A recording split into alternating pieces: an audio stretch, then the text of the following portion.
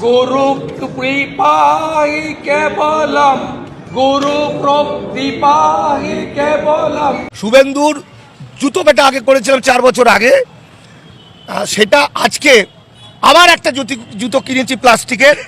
এই জুতো ওর এবং ওর বাবা ওই দুজনকেই মারবো, বাঙালির শত্রুদেরকে এমন মার মারবো, এমন মার মারবো। বাপের বেটা যদি হয়ে থাকে, বাঘের বাচ্চা যদি হয়ে থাকে, একা রাস্তায় হেঁটে দেখাক। হিন্দুরাই জোটবদ্ধ হয়েছে শুভেন্দু অধিকারীর মাথা নিচের দিকে আর পা উপরের দিকে করে চামড়া তুলে টুকরো টুকরো করে গণতান্ত্রিকভাবে বাংলার মাটিতে কবর দিয়ে দিবে। এখন খোদ ভারতের হিন্দুরাই বলছে এই হারামি শুভেন্দু অধিকারীকে যেখানে পাবেন সেখানেই কেলানি দেবেন। এই হারামজাদার জন্য আজ ভারতের পার্শ্ববর্তী দেশগুলোর সাথে সম্পর্ক তলানিতে গিয়ে ঠেকেছে। ভারতের মাটিতে আজ হিন্দু মুসলিমের মধ্যে বিষ ঢালার মূল কারিগর এই মোদির পোশাক কুকুর শুভেন্দু অধিকারী। ভারতবর্ষে কোনো হিন্দু মুসলিম বিভেদ ছিল না, কিন্তু এই কুত্তার বাচ্চা শুভেন্দু অধিকারী প্রতিদিন হিন্দু হিন্দু করে চিৎকার করে বিভেদ সৃষ্টি করছে, যেন মুখ্যমন্ত্রী হতে পারে সে। দিবা স্বপ্ন দেখছে এই শকুন। মমতা ব্যানার্জিকে ইনভাইট করব আরেকবার নন্দীগ্রামে দাঁড়ান। 2000-এ হারিয়েছিলাম, 20,000-এ হারাবো।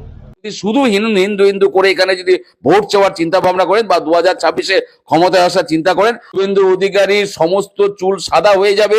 শুভেন্দু অধিকারী বাংলার মুখ্যমন্ত্রী কোনোদিন হতে পারবেন না। পশ্চিমবঙ্গের সাধারণ মানুষই এখন বলছে, যেখানে এই বিষাক্ত সাপকে দেখবেন, যেখানে এই ধর্মের দালাল বিভেদ তৈরি করবে, সেখানে এক মুহূর্ত দেরি না করে রামধোলাই দিন, জনতার আদালতে বিচার করুন। শুভেন্দু অধিকারী ময়ূক রঞ্জনকে তাড়া করে মারো, তাড়া করো, গ্রামকে গ্রাম ওদের তাড়া করো, আর বাংলা রিপোর্টারদের যেখানে পারবে তাড়া করো, তাড়া করো, ইট মারো। এই মোদির দালাল শুভেন্দু একবার নন্দীগ্রামে তো একবার জুতা পেটা খেয়েছিল, বিধানসভা থেকেও ঘাড় ধাক্কা দিয়ে লাথি মেরে বের করে দেওয়া হয়েছিল, তবুও এত বড় গাধার শিক্ষা হয়নি।